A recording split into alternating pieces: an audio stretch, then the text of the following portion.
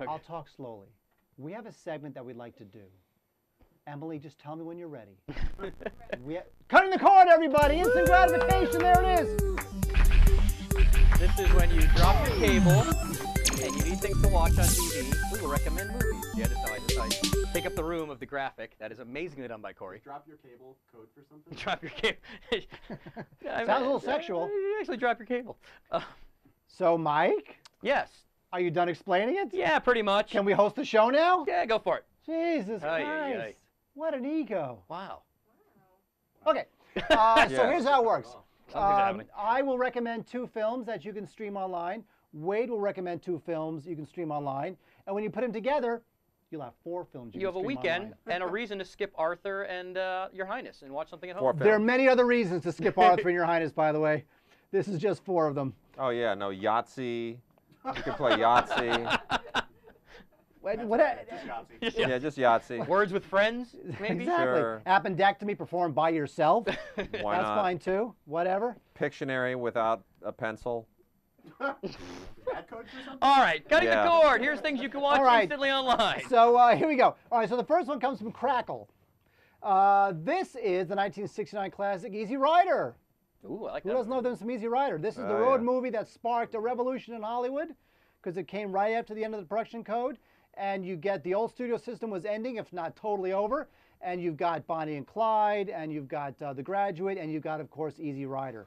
This stars Peter Fonda and Dennis Hopper and Jack Nicholson. This is the counterculture classic. Fonda and Hopper play these 2 hippies who go on the road to New Orleans and to Mardi Gras and all the crazy adventures they get into. And, you know, the great thing about Easy Rider is that the younger generation at the time loved that film because the older generation hated it. They didn't get it. By the way, there's no doubt about Easy Rider. It is crudely assembled. It is a bunch of just a bunch of pot smoking and sex and crazy hippies driving across country. And at the time in 1969, this is where the culture was going.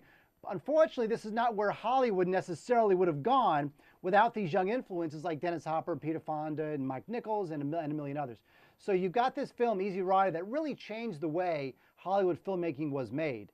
And that's why it's a classic, and that's why it totally holds up. Don't you think the Easy Rider holds up? I mean, it's interesting because I don't think it holds up in terms of not looking dated. It looks dated. You go, wow, that's a really psychedelic old movie. But it holds up in terms of how effective it is at capturing a time and a place and a mood and a sensibility, and it drags you back to that place. So it's really kind of a fascinating film in that respect because it's dated, but it doesn't feel out of place. It still feels like a vibrant, rich, meaningful film. That's the thing. It's very much of its time, which sometimes can make a film feel old and musty. musty. It can feel irrelevant, but this Right. still feels very relevant, even though it's very much attached to its times. It's still, you know, Dennis Hopper's never made another film like it.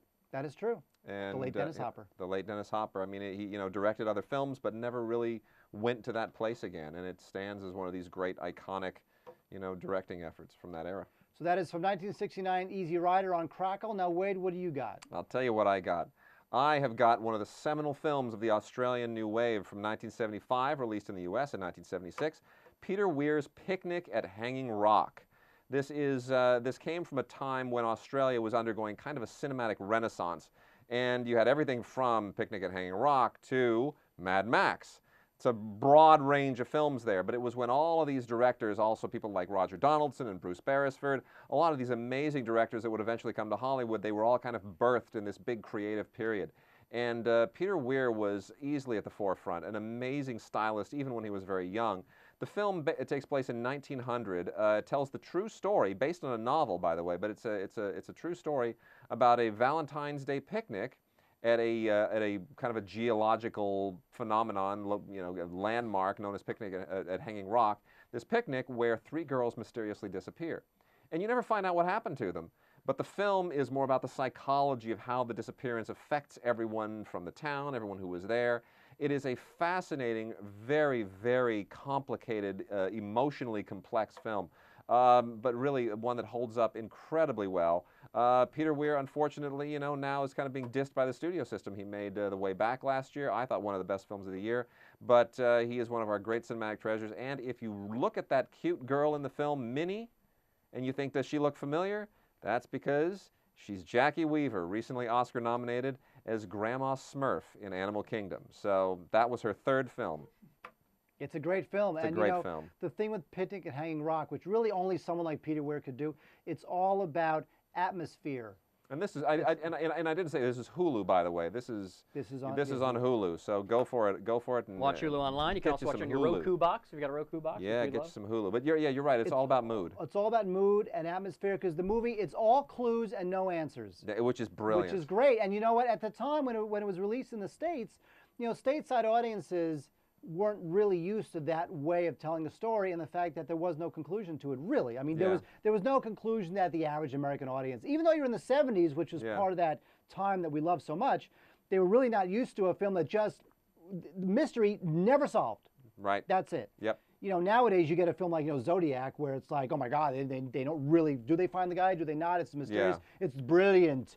It was unique. You don't really find the guy who did it, you know. But Picnic at Hanging Rock, you just have no idea. Great. And you know what? It was one of the first international successes for the Australian film industry, and they've been great ever since. Absolutely. You know. So Picnic at Hanging Keep Rock. on trucking. The next one I have is from Amazon, and it is Caddyshack. Woo! Yay! Now, what do I need to say about Caddyshack? I mean, it was Harold Ramis's first film as a director. It was a calling card film for Rodney Dangerfield, who was basically just a stand-up at the time. And, you know, it was inspired by Brian Doyle Murray, who was Bill Murray's brother. It was inspired by Brian Doyle Murray's time as a kid working at a country club in Illinois. And it's just a great film. And unlike Your Highness and Caddyshack have one thing in common, and then they completely go separate ways. Both films, you get a strong sense that the inmates run the asylum. They're doing the comedy that they want to do without any interference from the studios. And Your Highness, you get that feeling too. The problem is that with Your Highness, you get Danny McBride, who I don't get, and James Franco, who's not funny, and David Gordon Green, who's gone off into the wilderness. With Caddyshack, you've got Bill Murray and Rodney Dangerfield and Harold Ramis. These are brilliant comic minds. So you trust them to go off into these crazy places, and it's just so funny. You know that whole Ted Knight. I love Ted Knight. I'm going to say one thing. Your Danny McBride, since you mentioned him again, we have a correction. He was not the Underworld writer. Oh, it's a guy with the same name. Yeah, same name. Same not name. the Danny McBride Not Danny that you McBride. were mentioning. Right. Just a correction from earlier. There are Now- many Danny McBride. Huh? There are lots of No, you know what? It turns out there's one too many. He's Danny So what McBride I'm 3 saying on is- IMDb. So what I'm saying is that you got Bill Murray. You know, the whole Cinderella story speech, that was all improvised by Murray. I know. You know, that's brilliant comedy that we remember 30 years later, and it was improvised. It's quotable. There's You not know? many quotable movies anymore, right? I mean, maybe I don't know. Do kids go around now in high school, junior high, quoting movies like I Know I Would, Caddyshack, and Airplane, and all the Monty Pythons? Do movies have that quotable factor anymore? Does anyone say anything from Lord of the Rings? I Here's a avoid. ring. I don't really hang out with kids. I avoid them. But comedy-wise, I mean comedy. See? Yeah. Yeah, Lord of the Rings, you shall not Lord of pass. the Rings is not comedy. I thought it was No, funny. I don't think that. Yeah, I don't think we've had any quotable comedies for them to quote from. That's true. That's true. You know, the only And if it were made today, you know the gopher would be CGI. the gopher CGI. It would be. It'd be CGI. It'd Gopher, ruin the it whole would be, thing. you're right. Well, the thing with the gopher, you know, the They whole like hop. the whole gopher thing was added later. I mean, there was a gopher in the film, but when they looked at a cut, they realized that they sort of needed a little bit more, so they sort of added the whole Bill Murray gopher mano a mano. Which is great. Which is great. And, you know, there's a funny story about, you know, at the end of the film, there's an explosion on this golf course, right? And, of course, the owners of the golf course, they're not going to want an explosion on their $1 million course. So the producers of the film, they wound up arranging an off-site meeting for the owners of this country club to go to get them off the course, while the filmmakers blew it up. So it's like a story that people don't really know about. That's It's a great great. story. It's great. And because, again, that's how you make films. You just got to get it done. If you're a producer and you want to blow up a golf course and you know the owners aren't going to like that, you got to figure something out. So what they figured out was, let's create an off-site meeting to get them off. And great. it's a great story from a great film, and I love Caddyshack, and that's from Amazon. Wade, what do you got next? I have got a film from Netflix, and I mean, look, if you've got any kind of streaming access, you probably have a Netflix account. You know what? Watch Big. Absolutely terrific film from 1988, directed by Penny Marshall, starring Tom Hanks. One of the most charming comedies of the 80s. There were a lot of body-switching movies in 1988.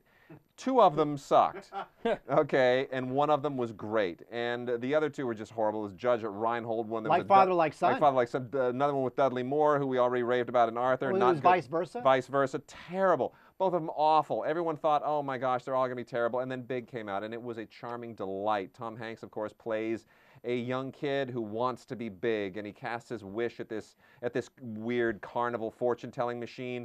And sure enough, he wakes up, and he's Tom Hanks.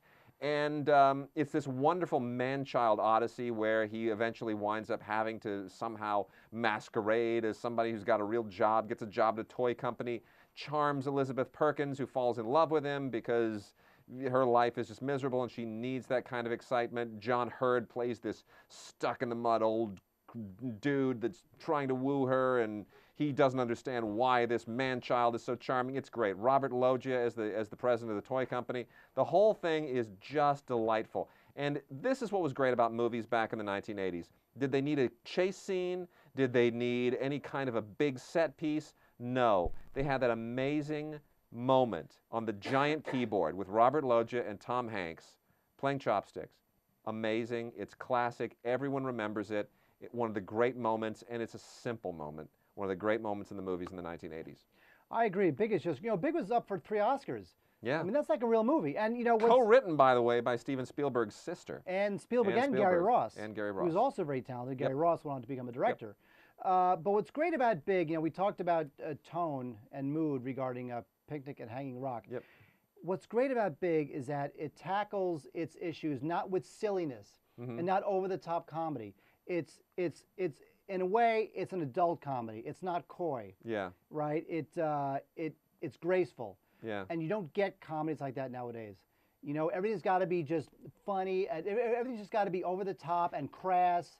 Tom Hanks could, if this movie were made today, you would have Russell Brand playing the part, and it would be all fart jokes and obnoxious, child juvenilia. And what Tom Hanks does in this, it's about the nuances of being a kid. It's about the heartbreak of being a kid. It's about the innocence and the joy of being a kid, not all of the sort of obvious scatological things about being a kid, which is the difference between a script that's written by people who care about the character and a script that's being manufactured to kind of hit all of the beats that a bunch of marketing people have said we got to have if we want to capture this market demo. It's not a marketing-driven movie. It's a movie that it's driven by passion and heart and charm and soul. Hang on, wait. Passion, heart, charm, soul does not equal Hollywood. Exactly. This is what you're saying. American studio system. Correct. By the way, YouTubers, if you're getting a sense of the disdain with which we hold the American studio system, you'd be right. Oh, yeah. Or iTuners watching in syndication. Yeah. We also are on syndication in iTunes and Roku and TiVos and YouTube, of course. So the disdain knows no bounds. No, disdain knows no bounds. No bounds. We are boundless in our disdain. I'm just saying, we're not just live. This will be on later. So many people, That is true. Yeah. All right, so here's the thing. Now, this is how you'll spend your anti-Arthur weekend. Easy Rider on Crackle. Picnic at Hanging Rock on something. That would be Hulu. Caddyshack on Amazon. Yep. And Big on something. Netflix. Netflix. If you have a I just remember mine. I don't remember I think Wade's. if you have a Roku box, you can get all those. You get them all. PlayStation 3 probably has them. Does Xbox have all those now too? Oh, I'm sure they all have pretty much them. all set top boxes Universal. now. You can get them everywhere. You can get everywhere. So there it is, folks. Cutting the cord, instant gratification. Are you gratified? Are you not gratified?